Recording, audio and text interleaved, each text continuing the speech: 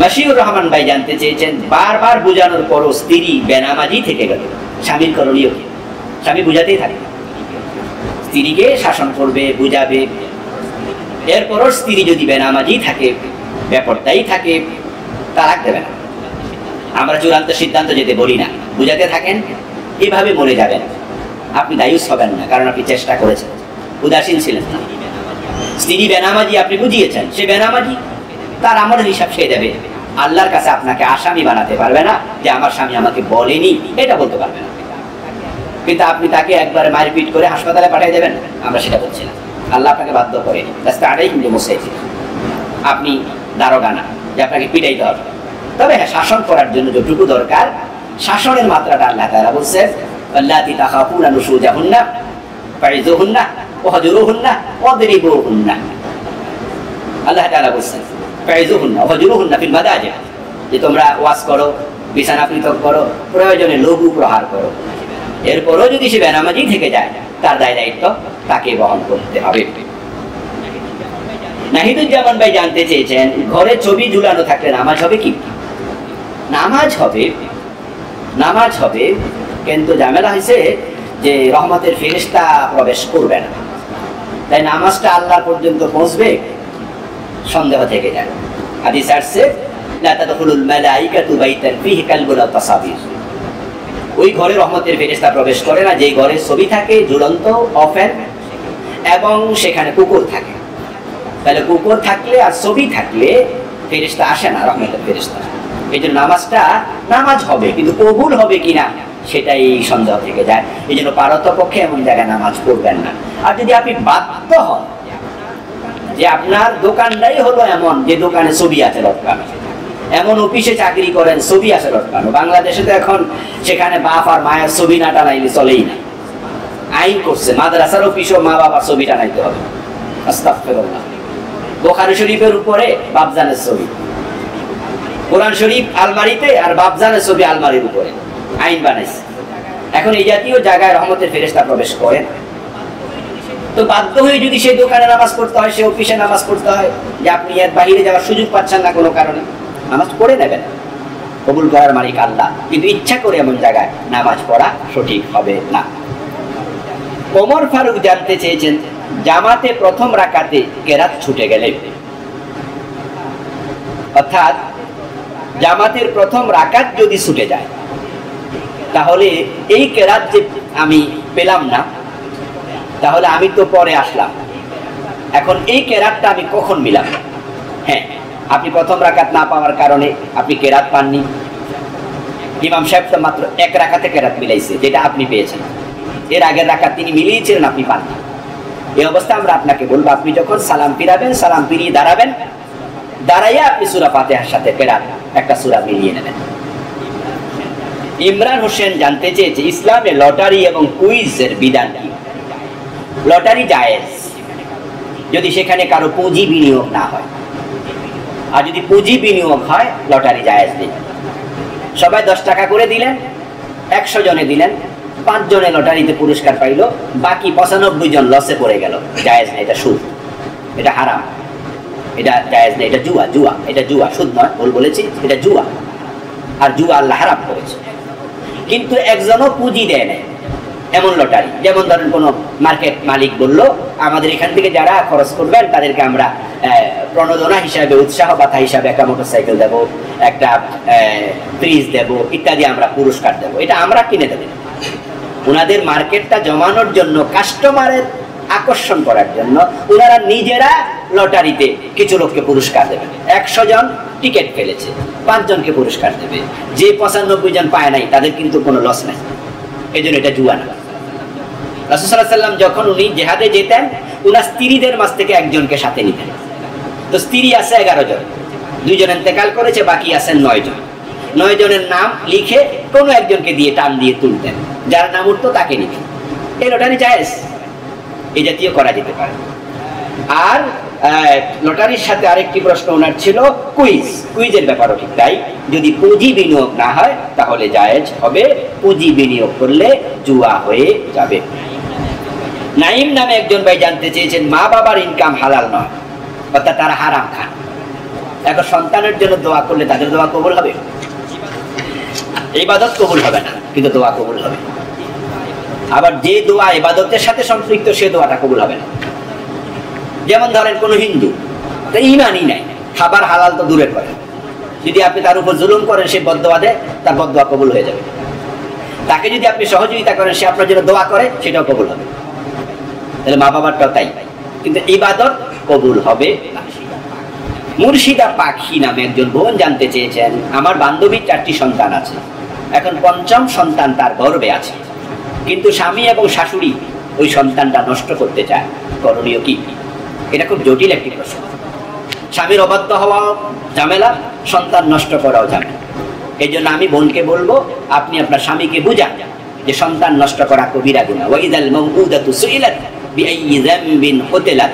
হাসরের মাঠে যে সন্তানদেরকে নষ্ট করা হয়েছে, আল্লাহ তাদেরকে বাবার সামনে মায়ের সামনে তুলে বলবেন, জিজ্ঞাসা করো তোমার অপরাধ কি ছিল, সে কেন তোমাকে হত্যা করেছে, জিজ্ঞাসা করো। বিআইয়ি যামবিন কুতিলাত, কেন হত্যা করা হয়েছে তাকে? এই প্রশ্নের জবাব তখন দিতে পারবেন না, এটা কবিরা গুনাহ। এই জন্য আপনি আপনার স্বামীকে এটা বুঝাতে থাকেন, নষ্ট করবেন না আমি বলবো, তাকে বুঝিয়ে শুনিয়ে রাজি করেন, আল্লাহকে আনুগত্য করুন, তাকে বুঝান, হাতে ধরেন, পায়ে ধরেন, চোখের পানি ফেলে দেন, তাকে বুঝান যে আমার কলিজার টুকরা সন্তানটা নষ্ট করো না, বুঝাতে থাকেন। হাফিজুর রহমান ভাই বলেছেন, মা বাবা একজন হিন্দু আর একজন মুসলিম, তাদের সন্তান কোন ধর্মের হবে? হিন্দু মুসলিম? এই বিয়ে তো হয় নাই, ওরা কিসের মা বাবা? যদি কোনো হিন্দুকে কেউ বিয়ে করে, অথবা কোনো হিন্দু মেয়েকে কোনো মুসলিম পুরুষ বিয়ে করে, অথবা কোনো মুসলিম মেয়ে কোনো হিন্দু পুরুষকে বিয়ে করে, বিয়েটা হয়নি। আর বিয়ে না হলে মা বাবা হয় না। জেনা করলে যেমন বাচ্চা হয়, কিন্তু বাচ্চার বাবার পরিচয় থাকে না, মায়ের পরিচয় বলা হয়। ঠিক যারা হিন্দুকে বিয়ে করছে তারা জেনাকারী, বিয়েটা হয়নি। আল্লাহ তাআলা নিষেধ করেছে, লা তানকিহুল মুশরিকাত হাত্তা ইউমিননা, মুশরিক নারীদেরকে বিয়ে করো না যতক্ষণ না তারা ঈমান আনে। মুশরিক পুরুষদের কাছে তোমরা বিয়ে দিও না যতক্ষণ না তারা ঈমানদার হয়, বিয়েই হবে না। তো বিয়ে না হলে তাদের আবার সন্তান কিসের, মা বাবা কিসের? শুধু মা আছে, বাবা নাই, ও বেটা বাপ নয়, কারণ তার বিয়েটা বিয়ে নয়, সন্তানগুলো জারজ, সব ওলাদুজ জিনা। এই জন্য বাংলাদেশে যারা হিন্দু বিয়ে করছেন, বিয়ে দিচ্ছেন, কয়েকদিন আগে একটা নায়িকা ভারতের এক সিনেমার কি প্রযোজকরে না পরিচালকের বিয়ে করছে, কি পলাও করে প্রচার করছে আপনার ফেসবুক গুলোতে, এটা বাংলাদেশে আইছে, কি দিয়ে খাওয়াইছে, এগুলো পর্যন্ত আমাদের টেলিভিশন চ্যানেল প্রচার করতেছে। আস্তাগফিরুল্লাহ, বিয়ে তো হয় নাই, সন্তান হবে সব জারজ সন্তান, বলা তো জেনা এগুলো। ওদের আবার কিসের মা বাবা? কোনো মা বাবা নাই। এখন মায়ের পরিচয় বলা হবে, এরপরে ধর্ম যেটা সে গ্রহণ করবে সেটাই তার ধর্ম হবে। তা আমরা বলবো ইসলামটাই মেনে নিক, সন্তানের তার দোষ নাই, দোষ তো তার মা, তার জন্মদাতা এবং তার জন্মদাত্রীর দোষ, সন্তান তো দোষী নয়। এই জন্য তাদেরকে আমরা ইসলাম ধর্ম গ্রহণ করে চলতে বলবো, ইসলামের আলোকে তারা চলুক। মহসিন নামে একজন ভাই জানতে চেয়েছেন, আঙ্গুলে ব্যান্ডেজ অবস্থায় উজু করার নিয়ম কি? ডাক্তার যদি বলে ব্যান্ডেজ ধোয়া যাবে না, ব্যান্ডেজ আপনি ধুবেন না, অন্য সব অঙ্গগুলো ধুয়ে নেবেন ভালো করে, এবং ব্যান্ডেজকৃত অংশটুকু শুধু মাসে করে দেবেন, পানিতে হাত দিয়ে তারপরে মাসে করে দেবেন। যে কয়দিন ব্যান্ডেজ থাকবে ওই কয়দিন মাসে করবেন ওই অংশটুকু, আশা করি হয়ে যাবে। মাকসুদুর রহমান ভাই জানতে চেয়েছেন, জোহরের 4 রাকাত সুন্নাত যদি ছুটে যায় তাহলে 4 রাকাত কখন পড়বো? এই 4 রাকাত আপনি সালাম ফিরানোর পরে পড়ে নেবেন। ওলামায়ে হানাফ বলেন এটা ওয়াজিব, সুন্নাতে মুআক্কাদা। এই জন্য আপনি ফরজে সালাম ফিরিয়ে আপনি 2 রাকাত সুন্নাত ওইটা পড়ে নেবেন, তারপরে আপনি যেটা ছুটে গেছে সে 4 রাকাত পড়ে নেবেন। আর অন্যান্য মাসলাকের আলেমরা বলে, যদি আগের সুন্নাহটা না পায় তাহলে সে যদি নাও পড়ে গুনাহ হবে না। তিনি আরেকটি প্রশ্ন জানতে চেয়েছেন, সেটার উত্তর দেয়া হয়ে গেছে। কোরআনের সাথে হাদিস যদি সাংঘর্ষিক হয় করণীয় কি? আমরা বলবো, কোরআনের সাথে হাদিস সাংঘর্ষিক হলে ওই হাদিস গ্রহণ করা যাবে না, বুঝতে হবে হাদিসটা মানসুখ হয়ে গেছে। কিন্তু সেটা মানসুখ হয়েছে কিনা, আদৌ সাংঘর্ষিক কিনা, সেটা আপনি নির্ধারণ করেন না, এটা মুহাদ্দিসদের আকওয়াল জানুন, মুহাদ্দিসরা কি বলেছে। কারণ কিছু হাদিস আছে যেগুলো মানসুখ হয়ে গেছে। আল্লাহ তাআলা যেমন ধরুন সাহাবাই কেরাম মদ পান করেছে, আল্লাহর হাবিব দেখেছেন কিন্তু নিষেধ করেন। পরবর্তী যখন কোরআনের আয়াত নাজিল হলো মদ হারাম, তখন কি ওই হাদিস দিয়ে আপনি চলতে পারবেন যে হাদিসে তো ছিল? না, তাহলে কিছু হাদিস মানসুখ হয়েছে। তাহলে কোনটা মানসুখ হয়েছে সেটা আপনি মুহাদ্দিস না হলে তো আপনি বুঝবেন না। এটা হাদিসের যারা গবেষক তাদের সিদ্ধান্ত কি, তাদের পরামর্শ কি, তাদের বক্তব্য কি, তাদের থেকে এটা জেনে নিতে হবে, তারপরে আপনি বুঝবেন। আপনার বুঝে আসে নাই এ কথার অর্থ বুঝ নাই তা কিন্তু মোটেও নয়। আপনি হয়তো বুঝেননি, বুঝ কিন্তু আছে, আরেকজন বুঝাই দিলে আপনি বুঝতে পারবেন। আশা করি বুঝতে পেরেছেন। জামাল উদ্দিন ভাই জানতে চেয়েছেন দাড়ি কর্তনকারী ব্যক্তি কি ফাসেক? জি, ফাসেক। দাড়ি রাখা ওয়াজিব, এটা আবশ্যিক, রাসূল আদেশ করেছেন। সুতরাং এটা তরক করা কবিরা গুনাহ, আর কবিরা গুনাহ যে প্রকাশ্যে করে তাকে ফাসেক বলে। এই জন্য কাজটি করবেন না। এমন ব্যক্তির পিছনে ইক্তেদা করা যাবে? বলেছি আগে, ভালো পাইলে খারাপের পিছনে ইক্তেদা নয়। কিন্তু যদি কখনো এমন হয়ে যায় যে যার দাড়ি নাই এই ইমামতি করতেছে, তাহলে ইক্তেদা করবেন। আরেকজনের দাড়ি আছে লম্বা কিন্তু কেরাত ভুল, আরেকজন দাড়ি নেই কিন্তু কেরাত শুদ্ধ, এই অবস্থায় আমরা বলবো যে যার কেরাত শুদ্ধ তার পিছনেই আপনি ইক্তেদা করুন, যদি দাড়ি নাও থাকে। ইমরান ভাই জানতে চেয়েছেন ইমামতি করার জন্য কি পাঞ্জাবি টুপি বাধ্যতামূলক? না, এটা উত্তম। পাঞ্জাবি উত্তম পোশাক, দেহটা ভালো করে আবৃত হয়। যদি আপনি পাঞ্জাবি না গায়ে দেন, শার্ট গায়ে দিয়ে নামাজ পড়েন, যখন আপনি রুকুতে যান তখন কিন্তু পিছনে আপনার যে ব্যাক সাইড এটার অবয়বটা প্রকাশিত হয়ে যায়। আর পাঞ্জাবি গায়ে থাকলে ঢেকে থাকে। এই জন্য আমরা পাঞ্জাবিকে উত্তম পোশাক বলি। এটা আপনার তাকওয়া বৃদ্ধি করে। টুপি এটা সুন্নাহ। হ্যাঁ, যদি কারো পাঞ্জাবি গায়ে না থাকে, শার্ট থাকে, টুপি মাথায় নাও থাকে, সে যদি ইমামতি করতে চায় করতে পারবে, এটা সুন্নাহ। তো আর সুন্নাহ মুআক্কাদাও না যে লাগবে এরকম কিছু না, তবে থাকা উত্তম। এটাকে আমরা হালকা ভাবে নেব না, আমরা সুন্নাহকেও গুরুত্ব দিতে চাই। এমডি জীবন ভাই জানতে চেয়েছেন মা বাবা জোর করে যদি বিয়ে দিতে চায়, সন্তান যদি সে বিয়ে প্রত্যাখ্যান করে গুনাহ হবে? না, গুনাহ হবে না। আর মা বাবা জাতীয় জোর করা ঠিক না, এটা মোটেও ঠিক না। সন্তানকে বুঝাবেন, পরামর্শ করবেন। ফাতেমাতুজ জাহরা রাদিয়াল্লাহু তাআলা বিয়ের আগে প্রস্তাব অনেকে করেছে, আল্লাহ রাসূল নিজে হযরত ফাতেমার সাথে পরামর্শ করেছেন। পরামর্শ করা উচিত, জীবনটা তার, সিদ্ধান্ত তাকে দিতে দেন, সুযোগ দেন। তবে হ্যাঁ, ছোট মানুষ, কম বয়স, হয়তো আবেগী সিদ্ধান্ত নেবে, তাই আপনি বাবা মা হিসাবে আপনি ভূমিকা রাখবেন, তাকে বুঝাবেন, কিন্তু জোর জবরদস্তি করবেন। এই আমার মেয়ে, আমি বিয়ে দেবো, তোর কি, ওর বিয়ে তোর কালকে, এই জাতীয় যেন না হয়। এটা হলে কি হয়, দাম্পত্য জীবনটা সুখের হয়। তারও তো রুচিবোধ আছে, তারও তো একটু সিদ্ধান্ত নেওয়ার অধিকার আছে। এবার বলছি সন্তানদেরকে, আপনার মা বাবা যদি জোর করে আর আপনি যদি একবারে প্রত্যাখ্যান করেন, তাদের বদদোয়া কিন্তু হবে, তারা বদদোয়া দিতে পারে। এই জন্য তাদেরকে উচিত বুঝাবে। আপনি বলবেন যে বাবা আমি বিয়েটা এই কারণে করবো না, এই কারণে করবো না, আপনি ম্যানেজ করবেন। কারণ এই দুনিয়াতে মা বাবার চেয়ে হিতাকাঙ্ক্ষী আর কোনো মানুষ নাই। এই জন্য আপনি যে ছেলেকে মহব্বত করেন অথবা আপনি যে মেয়েটাকে ভালোবাসেন, আপনি হয়তো ভুল করছেন সিদ্ধান্ত নিতে, মা বাবা কিন্তু ভুল করে না, তাদের বয়স হয়েছে, তারা বোঝে, তাদের ভুল কম। এই জন্য আপনার জীবনে সুখের চিন্তাটা আপনার চেয়েও তাদের বেশি। যদিও জীবনটা আপনার কথা ঠিক, কিন্তু আপনার সুখের চিন্তা আপনার চেয়েও তাদের বেশি। এই জন্য তাদেরকে কষ্ট দেবেন না। দেলোয়ার ভাই জানতে চেয়েছেন মানুষ মারা যাওয়ার পর তাদের জন্য আমাদের করণীয় কি? দোয়া, দোয়া, দোয়া, শুধু বেশি করে দোয়া করবেন। আল্লাহ তাআলা কোরআন মাজিদে আমাদের অসংখ্য দোয়া শিখিয়েছেন। এই জন্য মরা মানুষের জন্য দোয়ার চেয়ে শ্রেষ্ঠ কিছু আর নেই। তাদের পক্ষে সাদাকাও করতে পারেন। আপনি গরিবকে দান করেন, বলেন আল্লাহ সওয়াবটা তুমি আমার মায়ের কবরে, আমার মায়ের রূহে পৌঁছায় দাও। আল্লাহ আমি দান করলাম, এটা বাবার কাছে পৌঁছিয়ে দাও। এটাও সাদাকাও হতে পারে, তবে দোয়া হচ্ছে শ্রেষ্ঠ হাদিয়া, শ্রেষ্ঠ হাদিয়া।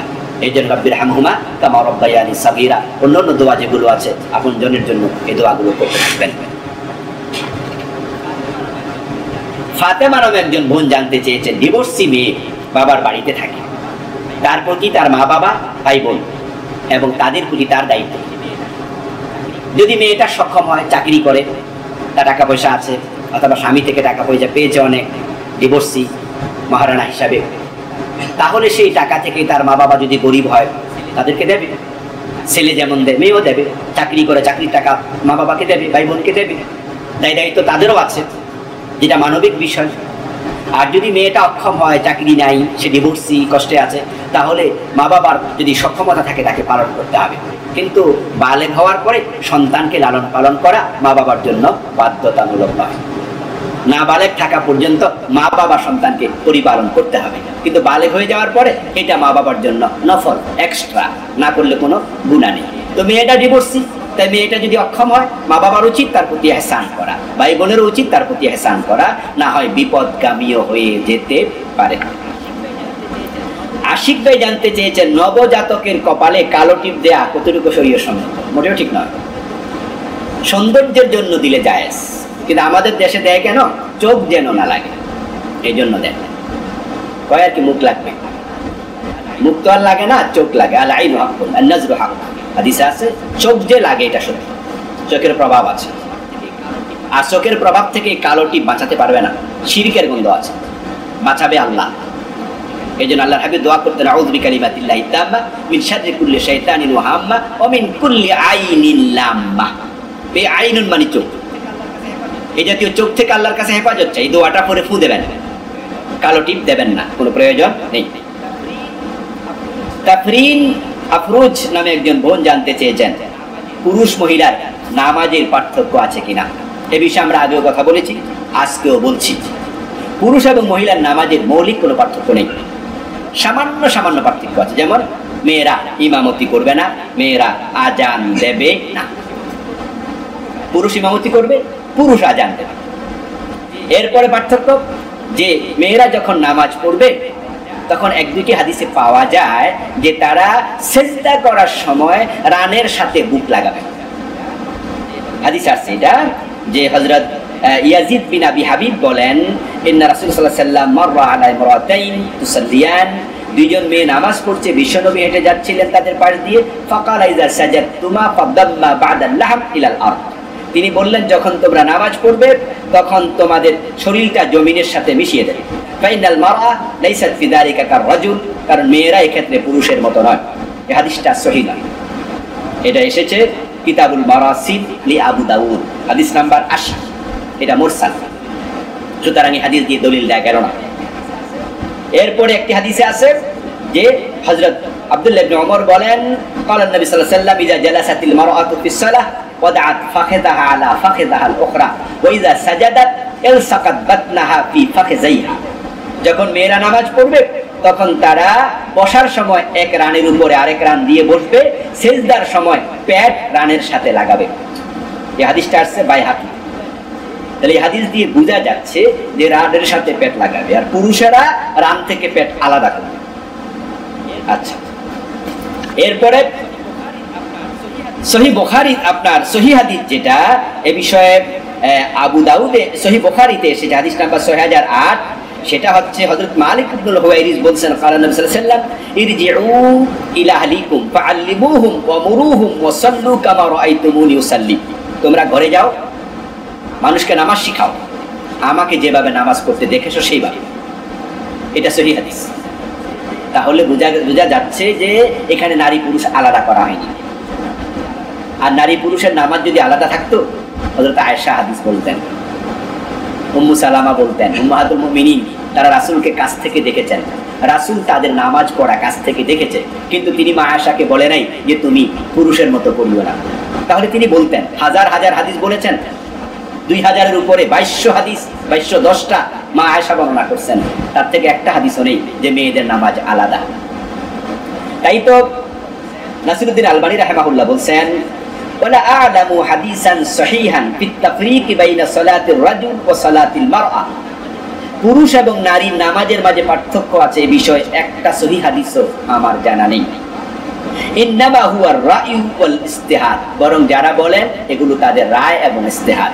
তাহলে বোঝা গেল যে হাদিসগুলো আছে, যেমন ইবনে আব্বাস থেকে বর্ণিত একটি হাদিস আছে, সালাতুল মারআ ফাকালা তাজতামিউ ওয়া তাহতাফিজু, নারীদের নামাজ হবে অঙ্গের সাথে অঙ্গ মিলিয়ে জড়সড় অবস্থায়।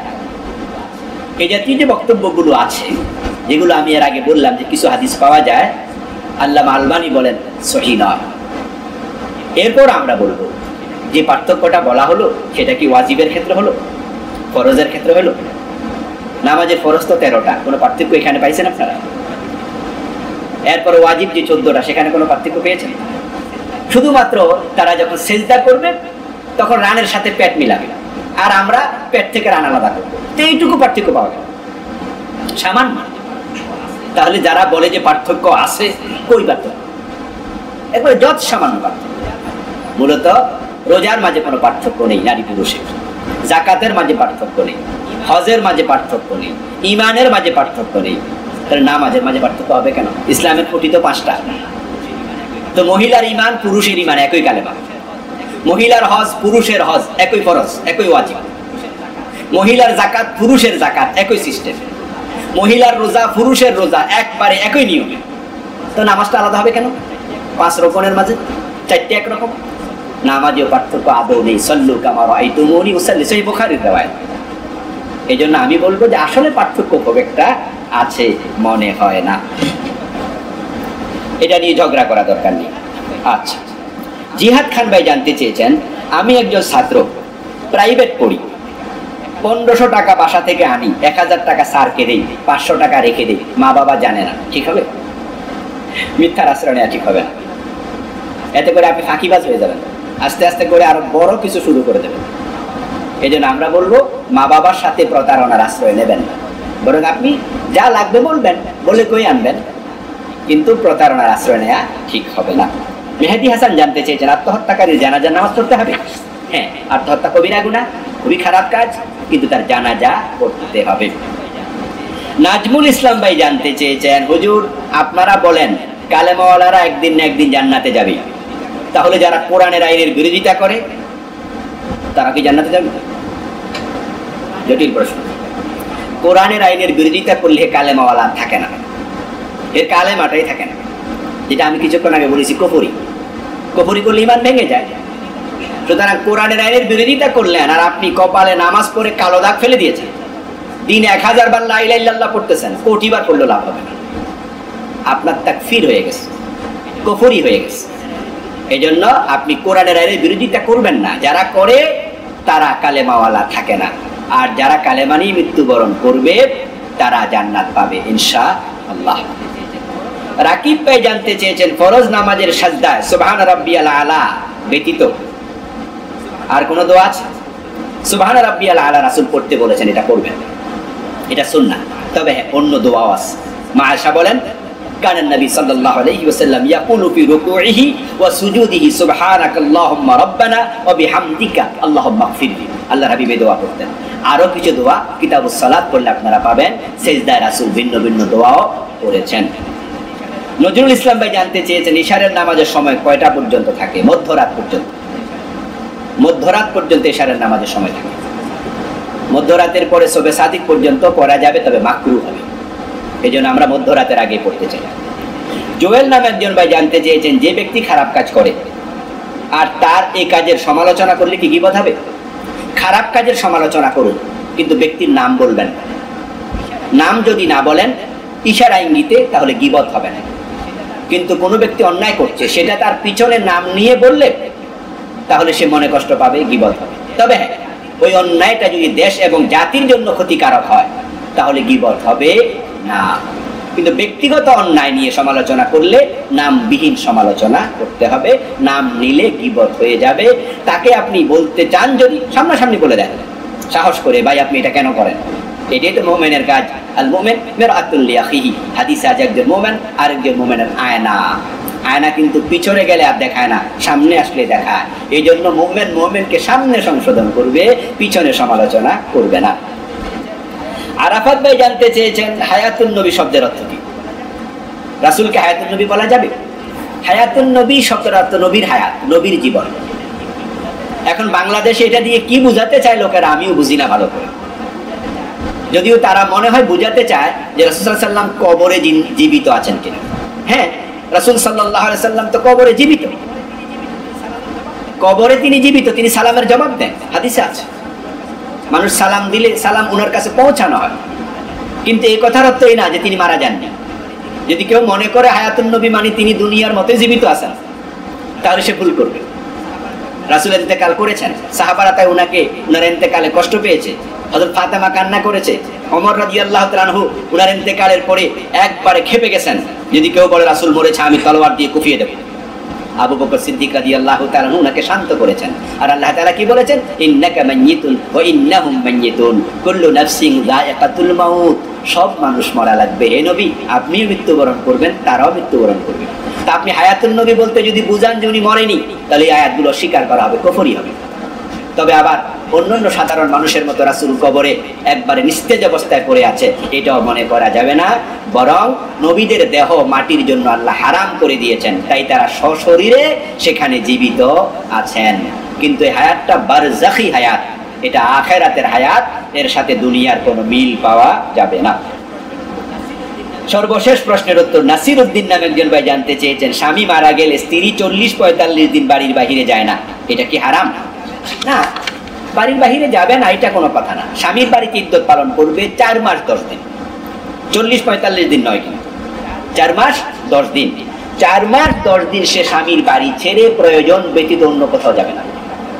অসুস্থ হয়েছে, উনি বাড়ি থেকে ডাক্তারের কাছে যেতে মানা নেই, হাসপাতালে যেতে মানা নেই। টাকা পয়সা ব্যাংকে আছে, টাকা তুলতে হবে, তাই ব্যাংকে যাবেন পর্দা করে, কোনো মানা নেই। কিন্তু ইদ্যতটা স্বামীর বাড়িতে পালন করবেন, পারতপক্ষে স্বামীর বাড়ি ব্যতীত অন্য কোথাও ইদ্যত পালন করবেন না, এটাই হলো মাসআলা। তাওহীদ নামে একজন ভাই জানতে চেয়েছেন, বিভিন্ন মসজিদে ইমাম সাহেবদের কেরাত অশুদ্ধ থাকে, তাদের পিছনে আমাদের নামাজ পড়তে হয়, এক্ষেত্রে আমাদের করণীয় কি? যদি ইমাম এবং মুসল্লি সকলের কেরাতই অশুদ্ধ হয়, তাহলে সেখান থেকে কোনো একজন ইমামতি করবেন, কিছু করার নেই। আমরা আশা করি তাদের এই অপারগতার কারণে, ওজরের কারণে আল্লাহ তাআলা তাদের নামাজ হয়তো কবুল করবেন। কিন্তু ইমামতির জন্য সে ব্যক্তি হকদার, মুস্তাহিক, যে ব্যক্তি আকরাউহুম লিকিতাবিল্লাহ।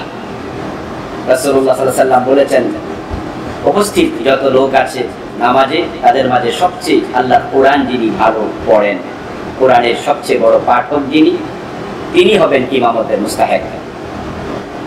এখন যদি এমন কোন ব্যক্তি পিছনে মুক্তাদি হয়ে যায় যার তেলাওয়াত বিশুদ্ধ আর ইমামের তেলাওয়াত অশুদ্ধ, এবং সেই অশুদ্ধতাটা লাহানের জলি পর্যায়ে, তাহলে কিন্তু ভালো কেরাতওয়ালা যিনি পিছনে আছেন তার কারণে ইমামের ইমামতি করাই জায়েজ হবে না। তাই এই বিষয়ে সতর্ক থাকা লাগবে। এখন যদি আপনি সেখানে উপস্থিত হয়ে যান আর ইমাম কেরাত শুরু করে দিয়েছে, নামাজে ইমামতি শুরু করে দিয়েছে, আপনি বুঝতে পারলেন যে তেলাওয়াত চরম অশুদ্ধ, নামাজের পরে আপনি তাকে স্মরণ করিয়ে দেবেন, বলে দেবেন, এবং লাহানের জলি যদি থাকে তাহলে প্রয়োজনে নামাজ দোহরিয়ে নিতে হবে, আবার পড়তে হবে। মামুন নামে একজন ভাই জানতে চেয়েছেন, তার এক আত্মীয়র হজ ফরজ ছিল, কিন্তু তিনি অসুস্থ থাকাতে হজটি করেননি, আবার তিনি ওসিয়ত করে যাননি, তিনি ইন্তেকাল করেছেন, এখন করণীয় কি? আসলে তিনি যদি ওসিয়ত করে যেতেন তাহলে হজটা তার পক্ষ থেকে আদায় করা যেত, এবং তার পক্ষ থেকে যদি কেউ হজ আদায় করত তাহলে তার দায় মুক্তি হয়ে যেত। কিন্তু তিনি ওসিয়ত না করার কারণে তিনি দায় মুক্ত হওয়াটা একটু জটিল। তবে হ্যাঁ, আপনারা যারা জীবিত আছেন তারা তার পক্ষ থেকে যদি হজ করে নিতে চান তাহলে করতে পারেন, আল্লাহর কাছে বলবেন, দোয়া করবেন যে আল্লাহ তুমি তাকে ক্ষমা করো। কিন্তু ওসিয়ত না করার কারণে তিনি দায় মুক্ত হতে পারবেন কিনা একটু জটিল হয়ে গেল ব্যাপারটা। তাই যারা অসুস্থ আছেন, হজ ফরজ করতে পারবেন না, তারা জীবদ্দশায় কাউকে দিয়ে হজ করিয়ে ফেলবেন। আর যদি আপনি এটা নাও পারেন, কমপক্ষে ওসিয়ত করে যাবেন যে আমার উপর হজ ফরজ, আমার ইন্তেকালের পরে তোমরা হজটা করে নিও বা কাউকে দিয়ে করাইয়া দিও, তাহলে আপনি দায়মুক্ত হতে পারবেন ইনশাআল্লাহ। নিজাম নামে একজন ভাই জানতে চেয়েছেন, সরকারি খাস জমিতে মসজিদ বানানো জায়েজ আছে কিনা? সরকারি জমিতে যদি আপনি মসজিদ বানাতে চান তাহলে যথাযথ কর্তৃপক্ষের অনুমতি নিতে হবে। সরকারি জমিগুলো লিজ দেয় অথবা অনুমোদন দেয় সরকারের অফিসাররা আছে, তাদের সাথে যোগাযোগ করতে হবে। যোগাযোগ না করে মসজিদ বানাবেন না, কারণ সরকার তাদের নিজস্ব প্রয়োজনে ওই মসজিদ ভেঙে অন্য কোনো স্থাপনা করতে পারে, এতে করে মসজিদের হুরমত নষ্ট হয়। তবে হ্যাঁ, সেখানে নামাজ ঘর বানাতে কোনো আপত্তি নেই। অস্থায়ীভাবে নামাজ পড়ার জন্য একটি ঘর বানাবেন, এটাকে মসজিদ নামকরণ করা দরকার নেই, এটাকে নামাজ ঘর হিসাবে আপনারা প্রেয়ার রুম নামাজ ঘর এই জাতীয় নাম দিয়ে নামাজ পড়তে থাকবেন। আর স্থায়ী মসজিদ যদি বানাতে চান নিশ্চয়ই অনুমোদন নিতে হবে। আর অনুমোদনহীন জায়গা ওয়াকফ ব্যতীত জুমা চালু করার ব্যাপারে ওলামায়ে কেরাম নিষেধ করেছেন। অনেকেই বলেছেন যে ওয়াকফ ব্যতীত মসজিদের জন্য নির্ধারণ করা ব্যতীত সেখানে জুমা চালু করা সঠিক হবে না। ইউনুস নামে একজন ভাই জানতে চেয়েছেন, ছোট বাচ্চা যদি বমি করে কাপড় নষ্ট করে সেই কাপড় কি নাপাক হবে? না, বমি নাপাক নয়। বমি যদি গায়ে লাগে, সে ছোট বাচ্চা হোক আর বড় মানুষ হোক, আপনি সেই কাপড়টা যদি আপনি না ধুয়েও নামাজ পড়েন,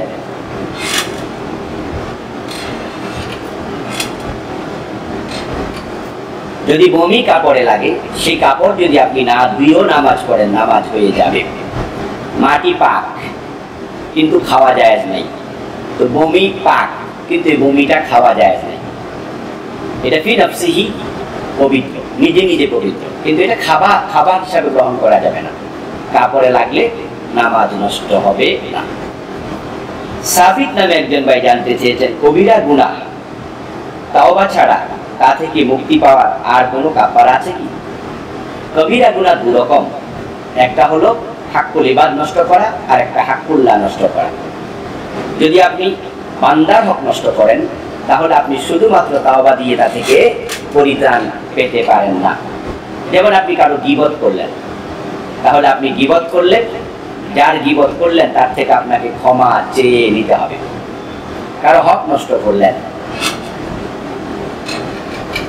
যদি আপনি চুরি করেন, ডাকাতি করেন, কারো হক নষ্ট করেন, তাহলে এই অবস্থায় আপনি শুধুমাত্র তাওবা করলে মাপ পাবেন না, আপনি বান্দার হক আদায় করে তারপরে তাওবা করতে হবে। ঘুষ খেলেন, এভাবে আপনি যার থেকে ঘুষ খেয়েছেন তার টাকাটা তাকে ফিরিয়ে দিয়ে তারপরে তাওবা করতে হবে। আর যেগুলো আল্লাহর সাথে জড়িত, যেমন আপনি মিথ্যা বলেছেন, এরপরে আপনি সুদ খেয়েছেন, আপনি মদ পান করেছেন, নামাজ তরক করেছেন, ইত্যাদি ইত্যাদি কবিরা গুনাহ, এগুলো থেকে শুধু তাওবা করলেই চলবে, কোনো কাফারা দেওয়ার প্রয়োজন হবে না। এমদাদ নামক একজন ভাই জানতে চেয়েছেন, দুই ভাইয়ের যৌথ ব্যবসা, লভ্যাংশ সমান সমান, কিন্তু হাত খরচ হিসাবে ক্যাশ থেকে আমরা দুজনেই নিজেরা প্রয়োজন মতো খরচ করি, কেউ কারো অনুমতি নেই না, ঠিক হবে? আমি মনে করি ঠিক হবে না, কারণ দুইজনের যখন লভ্যাংশ সমান, অন্যান্য খরচ সমান হওয়া উচিত। এই জন্য আপনারা হাত খরচা হিসাবেও কে কি খরচ করছেন সেটা লিখে রাখা উচিত, এবং সেখানেও যদি কেউ বেশি খরচ করে সে খরচের অতিরিক্তটুকু ফিরিয়ে দেওয়া উচিত, না হয় অন্যের হক নষ্টের কারণে আপনি গুনাহগার হয়ে যেতে পারেন। যারা আমাদের সাথে সম্পৃক্ত হয়েছেন ইতিমধ্যে, আমি অনুরোধ করতে চাই মেহরবানি করে একটু শেয়ার করে দিন, তাহলে অন্য মুসলমান ভাইয়েরা বোনেরা জানার সুযোগ পাবে। আয়মান তাহের ভাই জানতে চেয়েছেন, বিদেশ থেকে টাকা পাঠালে বাংলাদেশের ব্যাংক প্রণোদনা হিসাবে অতিরিক্ত কিছু টাকা দেয়, এই টাকা গ্রহণ করা যাবে কি? হ্যাঁ যাবে। এটা সুদ নয়, কারণ সরকার আপনার থেকে টাকা নেয়নি, আপনাকে টাকা নিয়ে অতিরিক্ত কিছু দিয়েছে তা নয়, বরং আপনি ট্রানজাকশন করেছেন, সরকার এই জন্য আপনাকে উৎসাহিত করছে। কারণ মানুষ বিভিন্ন অন্যায় উপায়ে টাকা পাঠায়, সরকার রেমিটেন্স থেকে বঞ্চিত হয়। এই জন্য সরকার সিদ্ধান্ত নিয়েছে যারা সরকারি ব্যাংকের মাধ্যমে টাকা পাঠাবে তাদেরকে প্রণোদনা হিসাবে কিছু টাকা অতিরিক্ত দেবে। এটা গ্রহণ করা জায়েজ হবে, এটা সুদ হিসাবে নয়, এটা উৎসাহ ভাতা হিসাবে নিতে পারবেন। জানে আলম নামক একজন ভাই জানতে চেয়েছেন, গাউসুল আজম শব্দের অর্থ কি? কোন মানুষ কি গাউসুল আজম হতে পারে? প্রশ্নের প্রথম অংশের জবাব হলো, গাউস মানে সাহায্যকারী, আজম মানে বড়। আল গাউস আল আজম অর্থ হলো সবচেয়ে বড় সাহায্যকারী। আজম আল ইমাম আল আজম, ইমামদের মাঝে সবচেয়ে বড় ইমাম, যার মাযহাবের ইমাম, তার মাঝে ইমাম আবু হানিফা হলেন সবার চেয়ে বড় ইমাম, এই জন্য ওনাকে বলা হয় আল ইমাম আল আজম। আল গাউস আল আজম সবচেয়ে বড় সাহায্যকারী। তো সবচেয়ে বড় সাহায্যকারী কে? উত্তর নিশ্চয়ই আল্লাহ। এই জন্য আমরা সকলে সাহায্য চাই আল্লাহর কাছে, এটা কোনো মানুষের সেবত হতে পারে না। সুতরাং আব্দুল কাদের জিলানী রাহিমাহুল্লাহকে আল গাউসুল আযম বলা জায়েজ হবে না, এটা শিরিক হওয়ার সম্ভাবনা আছে। যদি আমাদের দেশে এটা প্রচলিত আছে যে আমরা আব্দুল কাদের জিলানীকে গাউসুল আযম বলে থাকি, এই পরিভাষা পরিত্যাগ করতে হবে। আব্দুল কাদের জিলানী রাহিমাহুল্লাহ যদি জীবিত থাকতেন, ওনাকে কেউ বলতো যে আপনি সবচেয়ে বড় সাহায্যকারী, নিশ্চয় তিনি ধমক দিয়ে থামিয়ে দিয়ে বলতেন, আমি নিজেই তো সাহায্যের মুখাপেক্ষী, আমি বিপদে পড়লে আমি তো আল্লাহর কাছে সাহায্য চাই, তা আমি কিভাবে সবচেয়ে বড় সাহায্যকারী হলাম। তিনি এটা মেনে নিতেন না, বরং ধমক দিতেন। সুতরাং অতি আবেগ দেখানোর কোনো সুযোগ নেই। ইমরান নামে একজন ভাই জানতে চেয়েছেন, ওযু করার সময় কি মোজার উপর মাসে করা যাবে? হ্যাঁ, আল মাসহু আলাল খুফাইন এটা সুন্নাহ, এটা অনুমোদিত। যদি আপনি মুকিম থাকেন, পবিত্র অবস্থায় মোজা পড়তে হবে, অপবিত্র অবস্থায় পড়ে মাসে করা যাবে না। আপনি পবিত্র ওযু অবস্থায় মোজা পড়েছেন, আপনার ওযু আছে, ওযুটা ভেঙে গেছে, আপনি আবার ওযু করছেন, তাহলে মুকিমের জন্য একদিন এক রাত, মুসাফিরের জন্য 3 দিন 3 রাত মোজার উপরে মাসে করা জায়েজ আছে। সে মোজা যদি আর না খোলে, তাহলে শুধুমাত্র মোজার উপরে হাতে পানি নিয়ে মাসে করলেই তার ওযু হয়ে যাবে। তবে মোজা হওয়া লাগবে ওলামায়ে হানাফের মতে চামড়ার মোজা। আর অন্যান্য মাসলাকের আলেমগণ বলেন আল মাসহু আলাল জাওরাবাইন, কাপড়ের মোজার উপরেও মাসে করার হাদিস রয়েছে। সুতরাং যদি সেই কাপড়ের মোজাটা ছেঁড়া না হয়, তাহলে কাপড়ের মোজার উপরেও হাদিসের আলোকে মাসে করা জায়েজ আছে। অন্যান্য মাযহাবের উলামাগণ সেটা অনুমোদন করেছেন। আসলাম উদ্দিন ভাই জানতে চেয়েছেন, মা বাবা অসুস্থ, স্ত্রী ওদের সাথে থাকতে রাজি নয়, আবার তারা শহরে এসে থাকবে, তারাও রাজি নয়, এই ক্ষেত্রে আমার করণীয় কি? খুব জটিল মাসালা। মা বাবা বাড়িতে অসুস্থ, শহরে আসতে রাজি নয়, আবার বউ গ্রামে থাকতে রাজি নয়। এখন দুপুরেই উনি টানায় পড়ে গেলেন, কি করবেন? এই অবস্থায় নিশ্চয়ই মা বাবাকে প্রাধান্য দিতে হবে স্ত্রীর উপরে, এটাই ইসলামের নির্দেশনা। স্ত্রী বদদোয়া দিলে স্বামীর গায়ে লাগতে একটু সময় লাগবে, কিন্তু মা বাবা বদদোয়া দিলে ডাইরেক্ট লেগে যাবে। এই জন্য স্ত্রীর উপরে মা বাবাকে প্রাধান্য দিতে হবে। এ কথার অর্থ স্ত্রীকে অবহেলা করা সেটা নয়, বরং আপনি স্ত্রীকে বুঝিয়ে সুঝিয়ে একটু তাকে ম্যানেজ করবেন, মা বাবাকে প্রাধান্য দেবেন। আর যদি মা বাবাকে বুঝানো যায়, তাদেরকে ম্যানেজ করা যায়, হাতে পায়ে ধরে হলেও ম্যানেজ করবেন। মা বাবাকে মনে কষ্ট দিয়ে আপনি শহরে স্ত্রীকে নিয়ে আসবেন না। যদিও স্ত্রীর অধিকার আছে, সে স্বামীর সাথে থাকতে চাইতেই পারে, কিন্তু ব্যাপারটা হলো মা বাবার মনে কষ্ট, এখানে একটু ঝামেলা তৈরি হয়ে গেল। কারণ মা বাবা এমন দুজন মানুষ যাদের বদদোয়া বিনা কারণেও লেগে যায়, যেটা আমি আগের আলোচনাগুলোতে বলেছি। বনি ইসরাইলের জুরাইজ আল্লাহর নেক বান্দা ছিলেন, মুজাবুদ দাওয়া ছিলেন, দোয়া করলে কবুল হতো, কিন্তু মায়ের বদদোয়া থেকে তিনিও নিষ্কৃতি পাননি। সেই বুখারীর হাদিস। যদিও তিনি ওই বদদোয়ার উপযুক্ত ছিলেন না, তিনি অপরাধী নয়, কিন্তু মা ভুলে বদদোয়া দিছে, না বুঝে, সেটাও লেগে গেছে। এই জন্য মা বাবাকে ম্যানেজ করুন, হাতে পায়ে ধরুন, বুঝান, তারপরে রাজি করে আপনি স্ত্রীকে নিয়ে শহরে আসতে হবে। ইফতেখার ভাই জানতে চেয়েছেন, ইমামের কাপড় টাকনুর নিচে, এমন ইমামের পিছনে কি নামাজ পড়া যাবে? টাকনুর নিচে কাপড় পরা কবিরা গুনাহ, এটা হারাম। রাসূলুল্লাহ সাল্লাল্লাহু আলাইহি ওয়াসাল্লাম বলেছেন, মা আসফালা মিনাল কাবাইনি মিনাল ইজারি ফিন্নার, সহিহ মুসলিমের রাওয়ায়াত, যে টাকনুর নিচে যে কাপড় যাবে ওটুকু জাহান্নামে পড়বে। এখন ইমাম নিজেই টাকনুর নিচে কাপড় পরে নামাজ পড়াচ্ছেন, কি হবে ব্যাপারটা? ব্যাপারটা হলো কবিরা গুনাহ ইমামের হবে, তার পিছনে কোনো মুসল্লি যদি ইক্তেদা করে তাদের নামাজ হয়ে যাবে। ইমামের এই কাজটা ফিস্ক, কবিরা গুনাহ, ফাসিকের পিছনে ইক্তেদা করা জায়েজ আছে। তবে হ্যাঁ, যদি এর চেয়ে ভালো ইমাম পাওয়া যায়, আপনি ফাসিককে ইমাম বানাবেন কেন? কিন্তু আপনি এমন জায়গায় গিয়েছেন যে ফাসিকই ইমাম, তো আপনি তো আর ঢাকায় সরাইতে পারবেন না, আপনি মেহমান বা আপনি মসজিদ কমিটির কেউ না, তাহলে আপনি ভিন্ন মসজিদে নামাজ পড়ার সুযোগ থাকলে পড়ুন ভালো ইমামের পিছনে। আর যদি এখানে পড়তে হয়, একা একা পড়বেন না, বরং ওই ফাসিক ইমামের পিছনে ইক্তেদা করবেন, আপনার নামাজ হয়ে যাবে ইনশাআল্লাহ। আবুল কালাম নামে একজন ভাই জানতে চেয়েছেন, আল্লাহ আল্লাহ জিকির করা যাবে কিনা? আল্লাহ আল্লাহ জিকির করার ব্যাপারে উলামায়ে কেরামের একটু মতভেদ রয়েছে। একদল আলিম বলেন যে রাসূল সাল্লাল্লাহু আলাইহি ওয়াসাল্লাম নিজে আল্লাহ আল্লাহ জিকির করেছেন এমন কোন হাদিস পাওয়া যায় না। তাই আল্লাহ আল্লাহ জিকির করবে না, বরং শব্দ যোগ করে বলবে সুবহানাল্লাহ।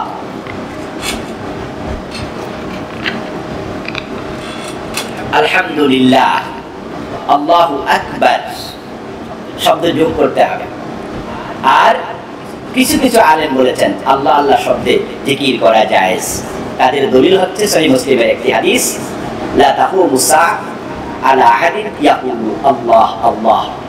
ততদিন পর্যন্ত কিয়ামত হবে না যতদিন পর্যন্ত আল্লাহ আল্লাহ বলার মতো লোক থাকবে। তো আল্লাহ আল্লাহ শব্দ দুবার এসেছে, এই তাকরার ডাবল দিয়ে বোঝা যাচ্ছে আল্লাহ আল্লাহ জিকিরকারী থাকলে, আল্লাহর নাম নেয়ার মতো লোক থাকলে। এরপরে কোরআন কারীম আল্লাহ তাআলা আল্লাহর নামে জিকির করতে বলেছেন। হ্যাঁ, তো যেহেতু আল্লাহর নামে আল্লাহ জিকির করতে বলেছেন, সেহেতু আল্লাহর নাম কি? আল্লাহর জাতি নাম তো আল্লাহ। তাই উলামায়ে কেরামের একদল বলেন আল্লাহ আল্লাহ জিকির করা যাবে। তবে রাসূল সাল্লাল্লাহু আলাইহি ওয়াসাল্লাম জিকিরের যে আলফাজগুলো শিখিয়েছেন, নিজে করেছেন, সেখানে তিনি লফজি মুখে আল্লাহ আল্লাহ আল্লাহ আল্লাহ এরকম করেছেন এমন হাদিস পাওয়া যায় না। তাই আমরা যদি সরাসরি হাদিস থেকে জিকির করতে যাই, তাহলে আমরা সুবহানাল্লাহ, আলহামদুলিল্লাহ, আল্লাহু আকবার, লা ইলাহা ইল্লাল্লাহ এইভাবে করব। আলেমদের মতভেদ যেহেতু আছে, সেহেতু আমি মতভেদ সহ আলোচনা করলাম। জাযাকুমুল্লাহ। শেখ আহমদ ভাই জানতে চেয়েছেন ঈমান ভঙ্গের কারণ কি কি? ঈমান ভঙ্গের কারণ আছে। চমৎকার প্রশ্ন। আমরা ওযু ভঙ্গের কারণ জানি, নামাজ ভঙ্গের কারণ জানি, কিন্তু ঈমান কি ভঙ্গ হয় না? হ্যাঁ, ঈমান ভঙ্গ হয়।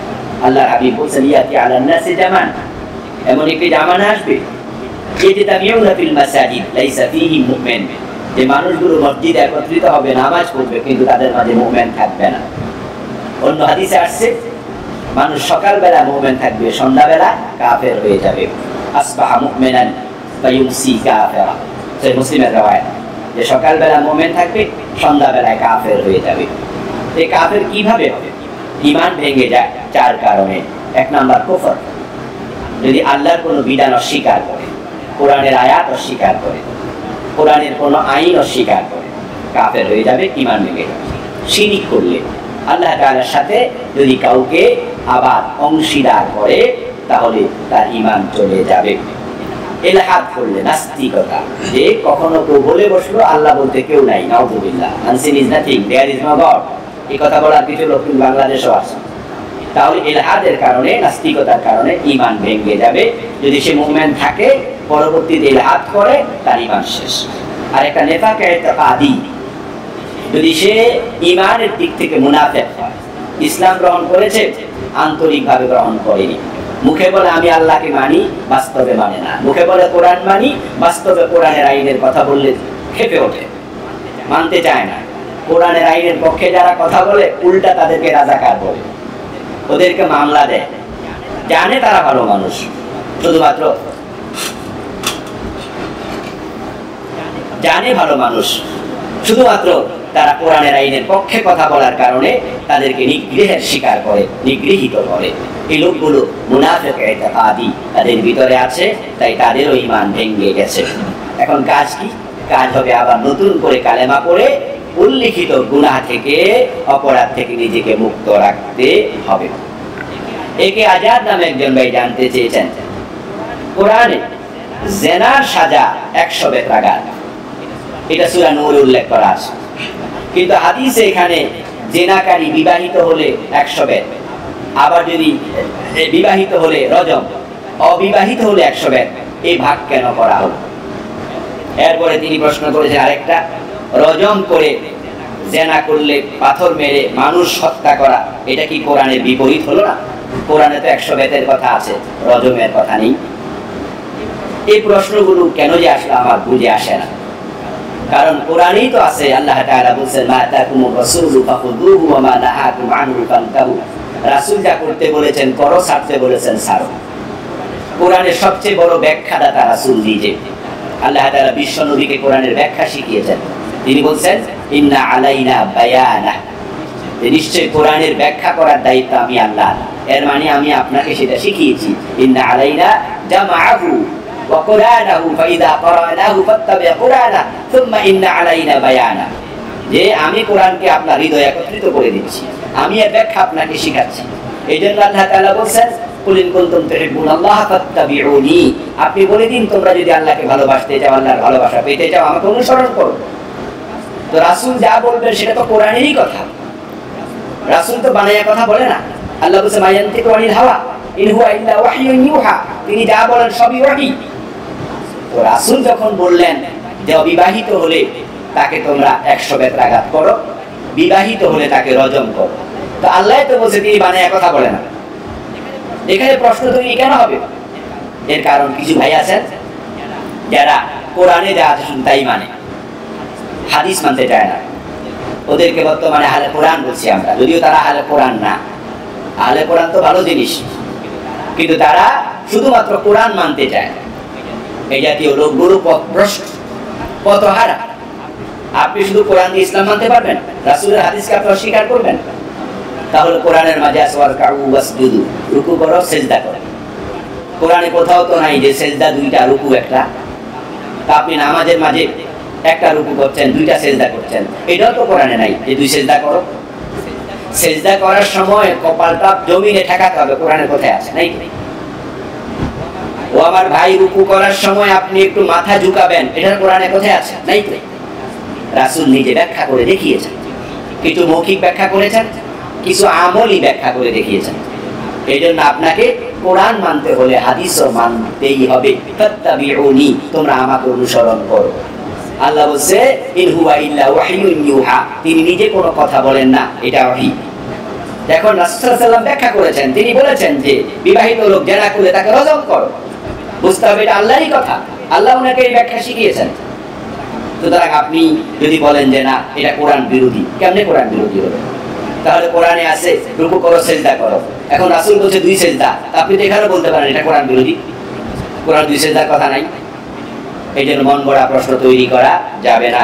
বরং এই জাতীয় লোকদের ব্যাপারে বিশ্বনবী 1400 বছর আগে সতর্কবাণী দিয়েছেন। তিনি বলেছেন ইউশিকুর রাজুল মুত্তাকিআন আলা আরিকাতিহি ইউহাদ্দাসু বিহাদিসিন মিন হাদিসি, এমন অবস্থা তৈরি হবে যে কোনো এক ব্যক্তি তার চেয়ারে হেলান দিয়ে বসে থাকবে আর তার কাছে উপস্থাপন করা হবে আমি নবী মুহাম্মদের হাদিস। ফায়াকুলু, তখন সে বলবে বাইনানা ওয়া বাইনাকুম কিতাবুল্লাহ আযজা ওয়া জাল্লা ফামা ওয়াজাদনা ফীহি মিন হালালিন ইস্তাহালালনাহু ওয়া মা ওয়াজাদনা ফীহি মিন হারামিন হারামনাহু।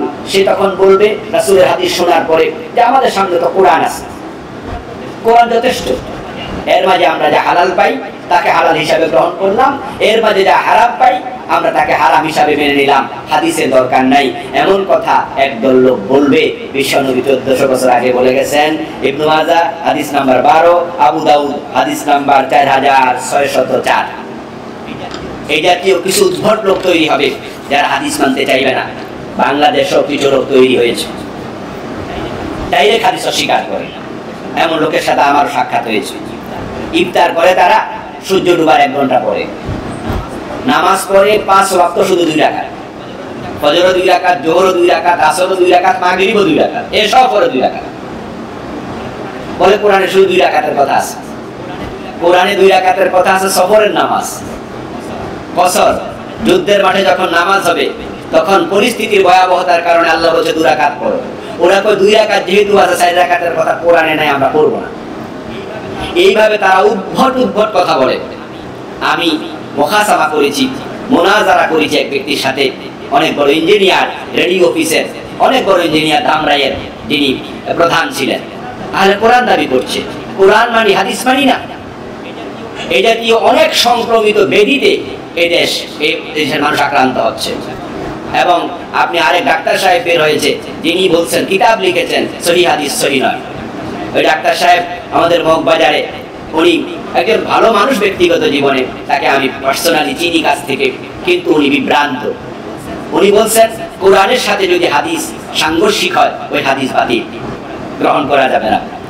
কোনটা সাংঘর্ষিক কোনটা সাংঘর্ষিক নয় সেই সিদ্ধান্তে আপনি উপনীত হচ্ছেন কেন? আপনার তো উচিত অতীতের উলামায়ে কেরাম কি বলেছেন এই হাদিসগুলোর ব্যাপারে, যেগুলো আপনার বুঝে আসছে না, তাদের থেকে বুঝ নিন। খুযু তরিকা মান কানা ক্বাবলাকুম, যারা আপনার আগে, ইবনে মাসউদ রাদিয়াল্লাহু তাআলা বলছেন তোমরা সাহাবাদের থেকে ইসলাম গ্রহণ করো। সাহাবায়ে কেরাম কি ব্যাখ্যা করেছেন এই আয়াতে, তোমরা সেটা দেখো। এই হাদিসের ব্যাখ্যা তারা কি করেছেন সেটা বোঝো। নিজে নিজে ব্যাখ্যা করতে যেও না, তুমি পথ হারা হবে, বিভ্রান্ত হবে। শরীফুল্লাহ ভাই জানতে চেয়েছেন যে ওনার লজ্জাস্থান থেকে কিছু পানি বের হয় মাঝে মাঝে যখন তিনি উত্তেজিত হন, এতে গোসল ফরজ হবে কিনা? যদিও সেটা বীর্য আকারে নয়, না, যদি বীর্য বের না হয় গোসল ফরজ হবে না।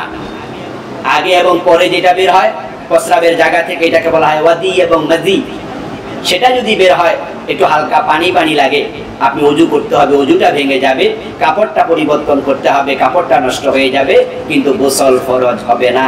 যদি উত্তেজনার সাথে স্পার্ম নির্গত হয় তাহলে আপনাকে গোসল করতে হবে। মাওলানা আবু জাফর ভাই জানতে চেয়েছেন বিতির নামাজের আগেও পরে অন্য কোন দোয়া পড়া যাবে?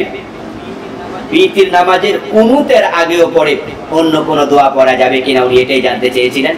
কুনুতের, হ্যাঁ, কুনুত মানেই তো বিনয়ের সাথে দোয়া করা। আপনি কুনুতের আগে কেন?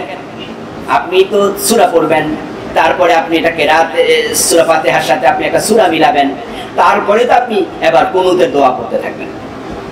তো কুনুতের দোয়া বলতে শুধু ইন্না নাস্তাঈনুকা ওয়া নাস্তাগফিরুকা এটা খাস নয়, আরো দোয়া আছে, আল্লাহুম্মা হদিনি ফিমান হাদাইত ওয়া আফিনি ফিমান আফাইত। এবং আপনি কাবা শরীফের ইমাম যখন রমজানে দোয়ায় কুনুত করে দেখবেন যে দোয়া 20, 30, 40, 50টা পড়ে, 30 মিনিট 35 মিনিট লম্বা কুনুত করতে থাকে। তাহলে বোঝা গেল যে কুনুতের দোয়া নির্ধারিত নয়, আপনি পড়তে পারবেন, কোনো অসুবিধা নেই। নাজিম আহমদ ভাই জানতে চেয়েছেন দুই বোন এক স্বামীকে নিয়ে সংসার করছে একসাথে, তাদের দুজনের বিয়ে কি বিশুদ্ধ? মোটেও নয়। দ্বিতীয় বোনের বিবাহটি বাতিল। দুই বোনকে নিয়ে একসাথে সংসার করছে, এটা কবিরা গুনাহ। এবং দ্বিতীয় বোনের বিবাহ নয়, এটা জিনা ব্যভিচার হচ্ছে। প্রথম বোনের বিবাহটি বাতিল হয়নি, প্রথম বোন জীবিত আছে, বিবাহে আছে, এই অবস্থায় দ্বিতীয় বোনকে বিয়ে করার কোনো সুযোগ ইসলামে নেই। আল্লাহ তাআলা যাদের সাথে বিবাহ হারাম কোরআন মাজিদে বলছেন সূরা নিসাতে, তার মাঝে আছে দুই বোনকে একত্রে বিয়ে করা, এটাও হারাম। সুতরাং নিজের স্ত্রী নিজের অধীনে থাকা অবস্থায় সেবিকা অথবা স্ত্রীর বড় বোনকে একসাথে বিয়ে করা যাবে না। যদি কেউ বিয়ে করে এই বিয়ে না। যেমন আপন বোনকে বিয়ে করলে হবে না, আপন ফুপুকে বিয়ে করা যায় না, ঠিক দুই বোনকে একসাথে বিয়ে করা যায় না। যদি আপনি 5 লাখ টাকা মহরানা করেন, যদি এটা কাবা শরীফের ইমামও বিয়ে পড়াইয়া দেয় এবং সাক্ষী থাকে 100 জন, তারপর বিয়ে নয়, আল্লাহ নিষেধ করেছে। হেলাল আহমদ ভাই জানতে চেয়েছেন ইতালি থেকে ব্যাংক লোনের মাধ্যমে বাড়ি কেনা জায়েজ আছে কিনা। ওনাদের দেশে ব্যাংক লোনের মাধ্যমে বাড়ি বিক্রি করা হয়, ইতালি এবং ইউরোপের অনেক দেশে। হ্যাঁ ভাই, যদি ব্যাংক আপনাকে লোন দেয়, বাড়িটা কিনে দেয়, বাড়ির মালিক আপনি নয়, মালিক হলো ব্যাংক। আপনি মালিক হবেন কখন? লোন পরিশোধ হয়ে যাবে যখন। তাহলে ব্যাংক এটা কিনেছে আপনার জন্য, সাময়িকভাবে আপনি ভোগ করছেন, কিন্তু মূল মালিকানাটা আপনার এখনো হয়নি, ব্যাংকেরই আছে। তো ব্যাংক কিনে এনে আপনাকে বাড়ি দিয়েছে, মূলত আপনাকে কোনো সরাসরি টাকা পয়সা দেয় না, তাহলে জায়েজ। কিন্তু যদি এটা না হইয়া ব্যাংক আপনাকে কিছু টাকা দেয়, যে আপনিও টাকা দিলেন, ব্যাংকও আপনাকে কিছু টাকা দিল, ওই টাকাটা আপনি নিয়ে তারপরে বাড়ি কিনলেন, এখন ব্যাংকে আপনি অতিরিক্ত টাকা দিচ্ছেন, তাহলে সুদ হয়ে যাবে। আশা করি বুঝতে পেরেছেন। যদি ব্যাংক কিনে দেয়, ব্যাংক আপনাকে বাড়ি দিয়েছে, তারপরে টাকা নিচ্ছে, জায়েজ।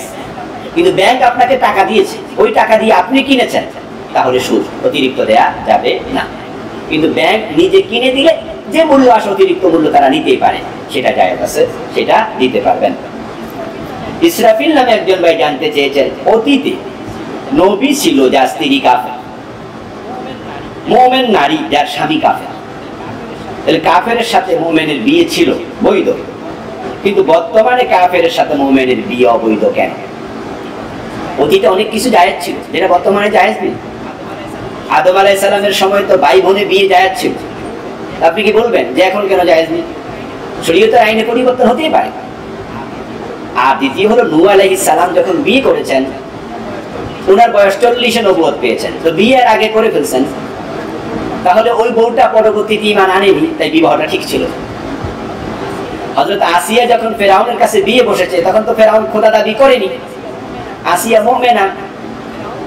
ফেরাউন এবং মুসা আলাইহিস সালাম তখনও দ্বীন প্রচার করা শুরুই করেনি, তিনি তো কোলের বাচ্চা, শিশু বাচ্চা, ওনাকে লালন পালন করেছেন। তাহলে তখন তো আসিয়া মুমিনা ছিল না। আর ফেরাউনও তখন এই মুসা আলাইহিস সালামের সাথে সাংঘর্ষিক কোনো কথা বলেনি, কারণ মুসা তো তখন জন্মই নেননি। তাই তৎকালীন পরিস্থিতিটা এখনকার সাথে একটু ভিন্ন। এখন মুমিন মুমিনা, যখন আপনি মুমিন অবস্থায় থাকবেন ওই অবস্থায় কাফের মেয়েকে বিয়ে করতে পারবেন না, অথবা কোনো মুমিন নারী মুমিন অবস্থা থেকে কোনো কাফের পুরুষকে বিয়ে করতে পারবে না। আশা করি বুঝতে পেরেছেন। এমনি তারেক ভাই জানতে চেয়েছেন, আচার ব্যবহার ভালো কিন্তু স্ত্রী ও সন্তানের দিনদারির ব্যাপারে উদাসীন এমন স্বামীর ব্যাপারে ইসলামের বিধান কি? দিনদারির ব্যাপারে উদাসীন কিন্তু ব্যবহার ভালো, এটা মোটেও ভালো নয়। দিনদারির ব্যাপার উদাসীন হওয়া যাবে না। অধীনস্থ নারী যদি বেপরদায় চলে, যেমন আপনার অধীন আপনার মেয়ে আছে, আপনার স্ত্রী আছে, ধরেন আপনার ছোট বোন আছে, এখন আপনার বোন আপনার মেয়ে আপনার স্ত্রী বেপরদায় চলে, আপনি উদাসীন, তাদের বেপরদার কারণে আপনি হয়ে যাবেন দায়ুস। হাদিসে আছে দায়ুস লা ইয়াদখুলুল জান্নাহ, দায়ুস জান্নাতে যাবে না। দায়ুস কিন্তু মহিলা না, দায়ুস পুরুষ। এই দায়ুস কে হয়? ওই পুরুষ দায়ুস হয় যে পুরুষ তার অধীনস্থের দিনদারির ব্যাপারে উদাসীন। তারা কবিরা গুনাহ করছে, আপনি বাবা, আপনি খামখেয়ালি করছেন, স্ট্রংলি শাসন করছেন না, আপনি দায়ুস হয়ে যাবেন। সাবধান। হাফিজ আহমদ ভাই জানতে চেয়েছেন, একটি পাত্রে কতটুকু পরিমাণ পানি থাকলে হাত দিয়ে উযু করা যাবে? পাত্রে সরাসরি নাপাক হাত ঢুকাবেন না, বরং পাত্র থেকে একটু পানি নিয়ে আপনি হাত আগে পরিষ্কার করে নেবেন, তারপরে আবার হাত ঢুকিয়ে আপনি উযু করলে কোনো অসুবিধা নেই। তবে হ্যাঁ, পাত্র যদি অনেক বড় হয় তাহলে আপনি নাপাক হাত ঢুকাতে পারবেন। সে পাত্রে পানি হওয়া লাগবে 2 কুল্লা পরিমাণ। হাদিসে আসছে রাসূলুল্লাহ সাল্লাল্লাহু আলাইহি ওয়াসাল্লাম বলেছেন, ইযা কানাল মাউ কুল্লাতাইন লাম ইয়াহমিলিল খাবাত। যখন পানি 2 কুল্লা পরিমাণ হয় তখন ওই পানি আর অপবিত্র হয় না। কুল্লা মানে মটকা, বড় মাপের পাত্র। ধরেন আপনার সেখানে পানি এক একটা কুল্লাতে কয়েক মণ, তাহলে আপনি 2 কুল্লাতে যদি 2 মণ করে হয় 4 মণ, 1.5 মণ করে হলে 3 মণ, অর্থাৎ পানিটা অনেক বেশি। এটা যদি হয় তাহলে আপনি হাত ঢুকালে নাপাক হবে না। কিন্তু এরপর আমরা বলবো, নির্ধারিত জায়গায় যদি আপনি এইভাবে কম পানিতে ওযু করেন, আগে হাতটাকে পরিষ্কার করে নেবেন। তাজবিদ নামে একজন ভাই জানতে চেয়েছেন, বিয়ে উপলক্ষে ছেলেকে স্বর্ণের আংটি গিফট করা যাবে? ঠিক না। কেন স্বর্ণের আংটি দিতে যাবেন আপনি? ছেলে কি স্বর্ণ ব্যবহার করবে? জায়েজ আছে? হারাম। তা আপনি হারাম জিনিস কেন উপহার হিসাবে দেবেন? এই জন্য ছেলেকে আপনি ঘড়ি কিনে দেন, ছেলেকে আপনি পোশাক দেন, আপনার বেশি সামর্থ্য থাকে প্রাইভেট কার একটা কিনে দেন, কিন্তু হারাম জিনিস কেন? এই জন্য আমরা হারাম কাজে কাউকে সহযোগিতা করতে চাই না। এনামুল হক ভাই জানতে চেয়েছেন, পেটের ভিতর থেকে মৃত সন্তান জন্ম নিলে তার নাম রাখা লাগবে? জানাজার নামাজ পড়া লাগবে? না, নামও রাখা লাগবে না, জানাজার নামাজও পড়ার প্রয়োজন নেই যদি মৃত অবস্থায় জন্মগ্রহণ করে। টিপু সুলতান ভাই জানতে চেয়েছেন, হারাম শব্দের অর্থ কি? আমরা দেখি মসজিদে হারাম কেউ হারাম বলে, আবার অবৈধ টাকায় কেনা খাবার কেউ হারাম বলে। তো হারাম অর্থ কি? হ্যাঁ, এক হারাম অর্থ পবিত্র, আরেক হারাম অর্থ নিষিদ্ধ। আবার কখনো কখনো এক অর্থেই আসে দুইটাই নিষিদ্ধ। যেমন মসজিদুল হারামকে এই জন্যই হারাম বলে, এর সীমানাতে অন্যায় অনাচার করা স্পেশালি নিষিদ্ধ। হত্যা, ঝগড়া, বিবাদ নিষিদ্ধ। মান দাখালাহু কানা আমিনা, যে এর সীমানায় প্রবেশ করবে সে নিরাপত্তা পাবে। তাই সেখানে মারামারি করা নিষেধ, এই জন্য এটার নাম মসজিদে হারাম। আবার হারাম মানে পবিত্র, যেহেতু এটা সমস্ত অপরাধ থেকে পবিত্র। আর নিষিদ্ধ অর্থ থেকেই অন্যায় খাবার, সুদের টাকায় ঘোষের টাকায় কিনে জুলুম অত্যাচার করে খাবার গ্রহণ করা, এটা হারাম। আশা করি বুঝতে পেরেছেন। আতিকুর রহমান ভাই জানতে চেয়েছেন, অমুসলিম দেশে চিকেন বার্গার এবং KFC খাওয়া যায় আছে কি? আমি মনে করি না, ঠিক না। যে দেশে অমুসলিমরাই দোকানপাট করছে, আপনি খাবার গ্রহণ করছেন অমুসলিম দোকানে, তো ওরা যে মুরগি জবাই করছে, চিকেন বার্গারের জন্য তো মুরগি জবাই করছে, KFC তো মুরগি খাবারই হয়, তাহলে আপনি জবাই যদি অমুসলিম করে সেটা মুসলিমদের জন্য খাওয়া জায়েজ নেই। এই জন্য অমুসলিম দেশে মাছ খাবেন, সবজি খাবেন। আমিও অমুসলিম দেশে গেলে সেটাই করি। আর যখন দেখি এটা মুসলিম হোটেল, তাহলে তো মাছ মাংস যাইটা খেতে পারবেন। সতর্ক থাকবেন। জাহিদ খান ভাই জানতে চেয়েছেন, আমার কম্পিউটারের দোকান আছে, পাসপোর্ট সাইজের ছবি করতে পারবো না করাই ভালো? এটা অন্য কেউ করুক, হিন্দুরা করুক, মুসলমানরা ছবি তোলার কাজ না করা, এটাই সতর্কতা। এরপরে যদি বাধ্য হয়ে যান তাহলে তুলবেন। সবারই দিদি ভাইয়েরা, অনেকে সালাম বলেছেন, ওয়ালাইকুম আসসালাম ওয়া রাহমাতুল্লাহি ওয়া বারাকাতুহু, দোয়া করেছেন, আমিও দোয়া করি আপনাদের জন্য। আল্লাহ আমাদের সকলকে ভালো রাখুন, সুস্থ রাখুন, ঈমানের সাথে রাখুন। প্রশ্ন অসংখ্য, উত্তর দেওয়ার সময় তো সংক্ষিপ্ত, তাই প্রশ্নের সকলের উত্তর দিতে পারিনি, তাই দুঃখিত। আর আমি বলি, প্রশ্ন আপনার, উত্তর আমাদের সবার। সুতরাং মনে কষ্ট নেওয়ার কিছু নেই। সামনে আবার প্রশ্ন করবেন, যে প্রশ্নগুলো উত্তর দেওয়ার মতো নিশ্চয় আমরা উত্তর দেবো ইনশাআল্লাহ। আল্লাহ তাআলা আমাদের সকলকে আগামী সপ্তাহ পর্যন্ত আবার দেখা হওয়া পর্যন্ত সুস্থ রাখুন, ভালো রাখুন, ঈমানের সাথে রাখুন। যারা শেয়ার করেননি, মেহেরবানি করে একটু যাওয়ার আগে শেয়ার করে দিন, তাহলে অন্য ভাইয়েরা বোনেরা জানতে পারবে। সুবহানাকাল্লাহুম্মা ওয়া বিহামদিক, আশহাদু আল্লা ইলাহা ইল্লা আনতা, আস্তাগফিরুকা ওয়া আতুবু ইলাইক। ওয়াসসালামু আলাইকুম ওয়া রাহমাতুল্লাহি ওয়া বারাকাতুহু।